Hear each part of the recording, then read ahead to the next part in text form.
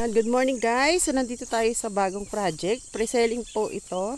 Ito po ay boundary ng Naik and Banabalejos, Indang Cavite. So yan, nakikita nyo. Si Farm Girl. Ikot ko kayo dito sa property na to.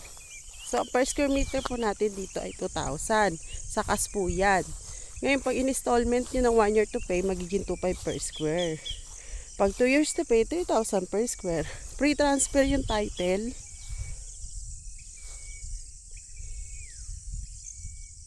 Ayan po. So, yun o. Nakikita nyo yung view sa likod ko. So, kaya niharap ko yung camera para makita nyo yung kabuuan.